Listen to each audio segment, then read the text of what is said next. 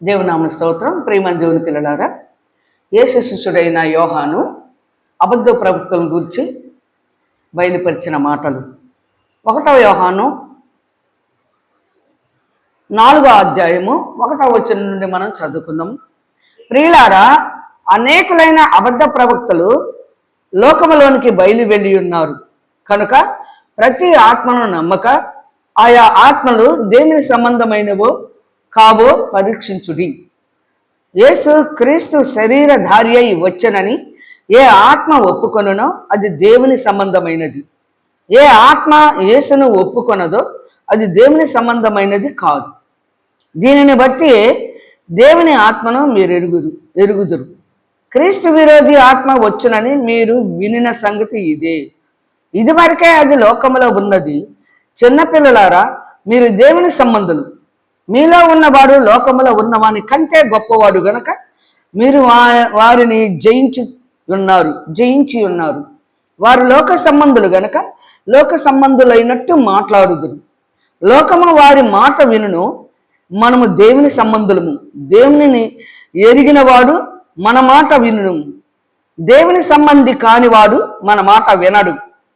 ఇందువలన మనము సత్య స్వరూపమైన ఆత్మ ఏదో, భ్రమపరచు ఆత్మ ఏదో తెలుసుకొనిచున్నాము.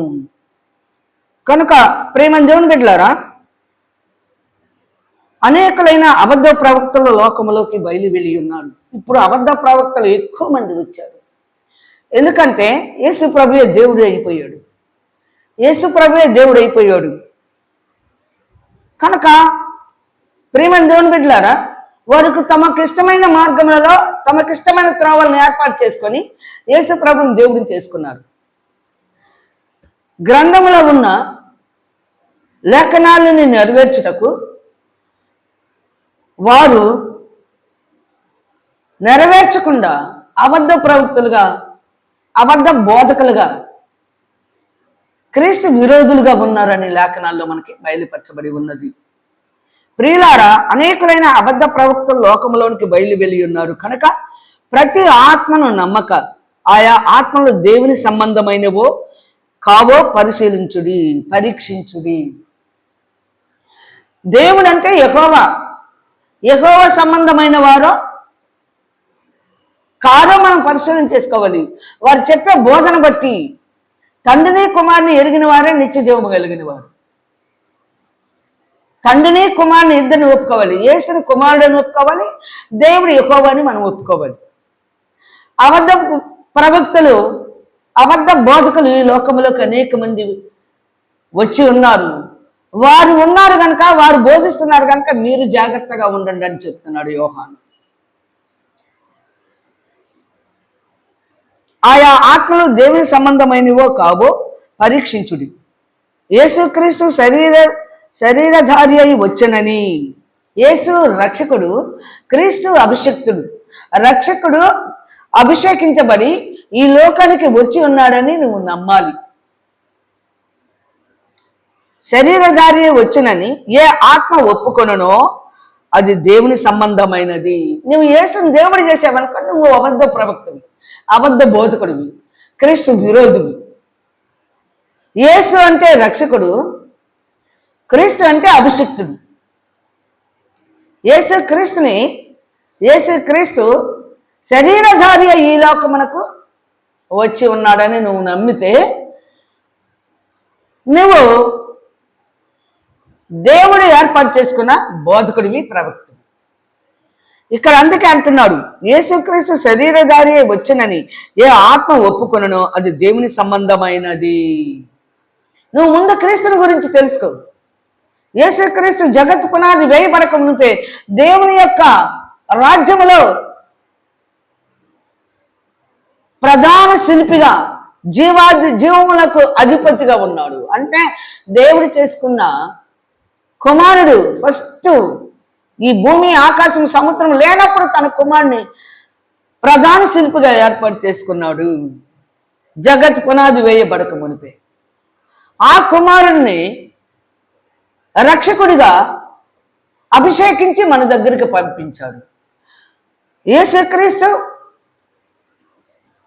దేవుని చేత అభిషేకించబడి ఈ లోకానికి దేవుడే క్రీస్తుని పంపించాడని నువ్వు నమ్మితే లోకరక్షకుని, అప్పుడు దేవుడు నీలో నిలిచి ఉంటాడు. నువ్వు దేవుని సంబంధివి.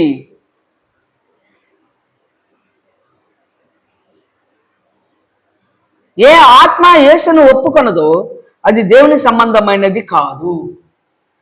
యేసు రక్షకుడు, యేసు దేవుని కుమారుడు, దేవుని చేత అభిషేకించబడిన వాడని నువ్వు ఒప్పుకుంటే దేవుని సంబంధమే. యేసు దేవుని కుమారుడు కాదు, దేవుని కుమారుడు అని అనుకున్నా, దేవుడు అభిషేకించి లోకానికి పంపించాడని నువ్వు ఒప్పుకోకపోతే నువ్వు దేవుని సంబంధి కాదు, అపవాది సంబంధివి. యేసును ఒప్పుకొనదో, ఏ ఆత్మ యేసును ఒప్పుకొనదో అది దేవుని సంబంధమైనది కాదు. దీనిని బట్టియే దేవుని ఆత్మను మీరెరుగుదురు. క్రీస్తు విరోధి ఆత్మ వచ్చునని మీరు వినిన సంగతి ఇదే. అభిషేకించి దేవుడు ఈ లోకానికి రక్షకుని పంపించాడని నువ్వు చక్కగా దేవునితో సహవాసం చేసి దేవుడు నీకు యెహోవా అయి ఉండాలి. ఆయన కుమారుని దేవుడు ఈ లోకానికి పంపించాడు, అభిషేకించి రక్షకుడిగా పంపించాడని నువ్వు నమ్మలేదనుకో, నువ్వు క్రీస్తు విరోధివే, నువ్వు అబద్ధ ప్రవక్తవి. ఇదివరకే అది లోకములో ఉన్నది. చిన్న పిల్లలారా, మీరు దేవుని సంబంధులు. మనం ఎవరమి? దేవుని సంబంధులమి, యెహోవా సంబంధులమి. తండ్రి అయిన దేవుడు యెహోవా సంబంధులు మనము. మీలో ఉన్నవాడు లోకములో ఉన్నవాని కంటే గొప్పవాడు కనుక మీరు వారిని జయించి ఉన్నారు. మనలో ఉన్నవాడు దేవుడైన యెహోవా కనుక ఈ లోకములో ఉన్న వారిని మనము జయించుతున్నాం. ఈ లోకాన్ని జయించాలంటే, ఈ అపవాదిని జయించాలంటే దేవుడు మనలో ఉండాలి. ఈ దురాత్మ సమూహాన్ని, ఈ క్రీస్తు విరోధుల్ని, అబద్ధ ప్రవక్తల్ని మనం జయించాలంటే, దురాత్మ సమూహాన్ని మనం జయించాలంటే దేవుడు మనలో ఉండాలి. యెహోవాయే మనకి దేవుడని తెలుసుకోవాలి. ఆయనను మనం అంగీకరించాలి మనకి దేవుడిగా. యేసు క్రీస్తు కూడా తండ్రి చిత్తాన్ని నెరవేర్చి తండ్రి రాజ్యమునకు వారసుడయ్యాడు. మనము దేవుడైన యెహోవాని మనం అంగీకరించి ఆయన కుమారుడు బోధించిన బోధ ప్రకారం మనం నడవాలి. అప్పుడే మనం దేవుని సంబంధులము. వారు లోక సంబంధులు కనుక లోక సంబంధులైనట్టు మాట్లాడుదురు. లోకము వారి మాట వినును. లోక సంబంధులందరూ వారి మాటలు వింటారు. అందుకే విశాల మార్గము నాశనమునకు పోవు మార్గము. విశాల మార్గములో దేవుడు ఉండడు, దేవుని కుమారుడు ఉండడు. దేవుని కుమారుని విరోధి, దేవునికి క్రీస్తు విరోధులు ఎక్కువగా బయలుదేరి ఉన్నారు. విశాల మార్గంలో వేల మందికి, లక్షల మందికి బోధించుతూ తండ్రిని కుమారుని కరెక్ట్గా కుమారుడని చెప్పలేరు, యేసునే దేవుడిని చేసేసారు. తండ్రిని అంగీకరించరు, యేసుని దేవుడిని చేసుకున్నారు. వారు క్రీస్తు విరోధులుగా, అబద్ధ ప్రవక్తలు, అబద్ధ బోధకులుగా మరి లోకమంతా కూడా విశాల మార్గము నాశనమునకు పోవు మార్గం అని యేసు ప్రభు చక్కగా మత్తయి సువార్తలో చక్కగా చెప్పాడు. లోక సువార్తలో కూడా చక్కగా మనకు బయలుపరిచారు. ఇరుకు ద్వారమున ప్రవేశించేవారు కొద్ది మందే, తండ్రిని కుమారుని ఎరిగిన వారే ఇరుకు ద్వారమున ప్రవేశించుదురు. తండ్రి యెహోవాని నమ్మాలి. ఆయన కుమారుని ఈ లోకానికి అభిషేకించి రక్షకుడిగా పంపించాడని నువ్వు నమ్మాలి. తండ్రిని కుమారుని ఎరిగిన వారే నిత్యజీవము కలవారు. చూసారా? దేవుని ఎరిగిన వాడు మన మాట వినును. యెహోవా దేవుడని ఎవరైతే ఎరిగి ఉంటారో వాడే మన మాట వింటాడు. నీ మాట వింటాడు అని చెప్తున్నారు. దేవుడు యెహోవా కాకుండా యేసు ప్రభు దేవుడు అన్నారు అనుకో, వాళ్ళని ఎవరు రక్షించలేరు. ఎవరిని దేవుని వైపుకి తిప్పలేము. దేవుడే వాళ్ళని భ్రష్ట మనసుకి అప్పగించేశాడు అనుకోవటం. మన మాటలు వినాలి. దేవుడు యెహోవా ఆయన కుమారుడిని లోకానికి పంపించాడు. మనం పాపముల నిమిత్తం ఆయన కుమారుని బలియాగం చేశాడు. తండ్రి మనల్ని దేవుడు లోకమును ఎంతో ప్రేమించాను గనుక అద్వితీయ కుమారుడిగా పుట్టిన వాని యందు, చూసారా, ఆయన కుమారుడైన క్రీస్తు అద్వితీయ కుమారుడిగా పుట్టిన వాని యందు విశ్వాసముంచు ప్రతివాడును నిత్య జీవము కలవాడు. దేవుడు లోకమును ఎంతో ప్రేమించాడు. ప్రేమించబట్టే ఆయన అద్వితీయ కుమారుని ఈ లోకానికి పంపించి మన కోసము సిలువలో బలియాగము చేశాడు. తండ్రికి ఎంత ప్రేమ ఉందో మన మీద. తండ్రి యొక్క నామాన్ని మనం ఘనపరచాలంటే పరిశుద్ధత, పవిత్రత ఉండాలి.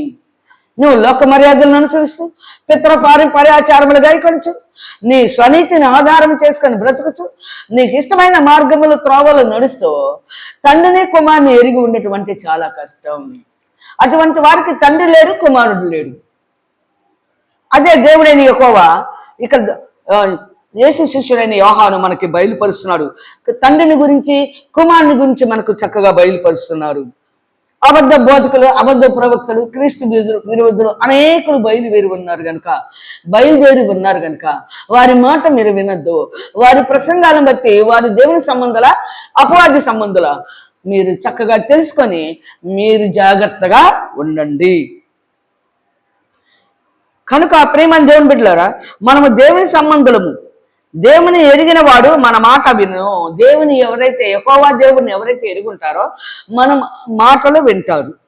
దేవుని సంబంధి కానివాడు మన మాట వినడు.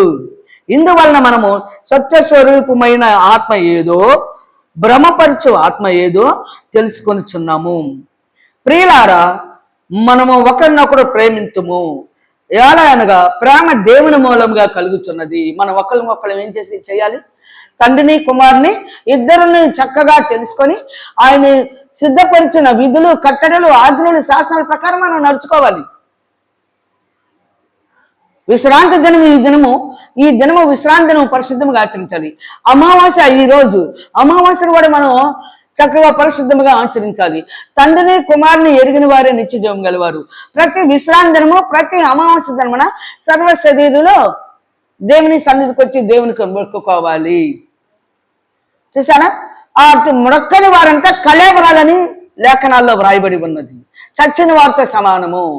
ఈ విశ్రాంతి దినం ఆచరించిన వాడు చచ్చిన వాడే. దేవుడు ఉండడు, కుమారుడు ఉండడు. తండ్రి చిత్తం నెరవేర్చాడు యేసు ప్రభు. విశ్రాంతి దినం మనం బోధించడానికి దేవాలయంలోకి వెళ్ళి అనేక మందికి స్వస్థత కార్యాలు చేశాడు యేసు ప్రభు. విశ్రాంతి దినము, తండ్రి బయలుపరిచిన విశ్రాంతి దినాన్ని కుమారుడు చక్కగా నెరవేర్చి మనకు మార్గమై ఉన్నాడు. కనుక ప్రియులారా, మనము ఒకరినొకరు ప్రేమింతుము. ఎలా అనగా ప్రేమ దేవుని మూలముగా కలుగుతున్నది. ప్రేమించు ప్రతివాడును దేవుని మూలముగా పుట్టిన వాడే దేవుణ్ణి ఎరుగును. ఒకరినొకరు నశించి నరకానికి పోవటం దేవునికి ఏమాత్రం ఇష్టం లేక ఇప్పుడు మనం ఒకరినొకరు ప్రేమ కలిగి దేవుణ్ణి, తండ్రిని, కుమారుని ఇద్దరిని గురించి మనం చక్కగా తెలుసుకోవాలి. దేవుడు లోకముని ఎంతో ప్రేమించాడు కనుక అద్వితీయ కుమారుని యందు మనము ఆయన కుమారుడైన అద్వితీయ కుమారుని యందు విశ్వాసం ఉంచు ప్రతివాడు నిత్య జీవము కలవాడు. తండ్రిని కుమారుని ఎరిగిన వారి నిత్య జీవము కలవారు. ఇంకొక మాట చెప్పుకుందాం. మరియు మనము ఆయన ద్వారా జీవించినట్లు దేవుడు తన అద్వితీయ కుమారుని లోకములోనికి పంపెను. దేవుడు తన అద్వితీయ కుమారుని లోకంలోనికి పంపాను. అద్వితీయ కుమారుడు అద్వితీయ దేవుడు కనుక నీవు నేను మనందరం కూడా మనం నశించి నరకానికి పోవటం దేవునికి ఏమాత్రం ఇష్టం లేక, లోకమును దేవుడు ఎంతో ప్రేమించాడు కనుక మనం నశించి నరకానికి పోవటం ఇష్టం లేక దేవుడు అద్వితీయ కుమారుని లోకంలోనికి పంపించి ఆయన కుమారుడు ద్వారా రక్షణ విమోచన మనకు దేవుడు అనుగ్రహించాడు. కనుక మనమందరం కూడా దేవుణ్ణి, తండ్రిని తెలుసుకోవాలి, కుమారుని తెలుసుకోవాలి. దేవుడు తన కుమారుని ఈ లోకానికి అద్వితీయుడిగా పంపించాడని మనం తెలుసుకోవాలి. అద్వితీయ కుమారుడు, అద్వితీయ దేవుడు, అద్వితీయ దేవుడు, అద్వితీయ కుమారుడు ఇద్దరిని మనం ఎరుగుండాలి. ఇద్దరు చూపించిన మార్గంలో మనం నడవాలి. తండ్రి చిత్తము క్రీస్తు నెరవేర్చాడు, క్రీస్తు చూపించిన మార్గంలో మనము నడుచుకోవాలి. అప్పుడు మనం నిత్య జీవము కలవారం అవుతాం. మనమందరం కూడా తండ్రిని కుమారుని ఎరుగుండి కుమారుని యందు విశ్వాసం ఉంచి ఆయన చూపించిన మార్గములలో మనం నడుచుకొని నిత్య జీవమునకు వారసులైనట్లుగా సిద్ధపడి అనేక మందిని సిద్ధపరచుకుందాం. దేవుడు తన వాక్యము దీవించునుగాక. ఆమేన్, ఆమేన్.